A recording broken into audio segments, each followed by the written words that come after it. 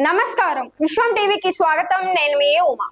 హైదరాబాద్ లో అర్ధరాత్రి భారీ అగ్ని ప్రమాదం జరిగింది. బాచుపల్లి పోలీస్ స్టేషన్ పరిధిలోని నిజాంపేట్ సర్కిల్ రోడ్డు పక్కన ఉన్న ఫర్నిచర్ దుకాణాల్లో ఒక్కసారిగా మంటలు చెలరేగి వేగంగా వ్యాపించాయి. కానీ స్థానికుల కథనం ప్రకారం స్థానికంగా ఉంటున్న కొందరు వ్యాపారులు ఇక్కడే నివాసం ఉంటున్నట్లు తెలిసింది.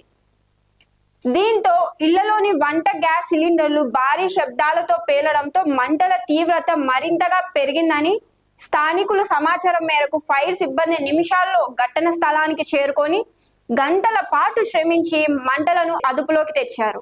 ఆస్తి నష్టం భారీగా జరిగిందని, ఎలాంటి ప్రాణ నష్టం జరగకపోవడంతో అందరూ ఊపిరి పీల్చుకున్నాం అని స్థానికులు తెలిపారు. పోలీసులు తెలిపిన కథనం ప్రకారం ఈ ప్రమాదంలో 10 ఫర్నిచర్ షాపులు పూర్తిగా దగ్ధమయ్యాయి.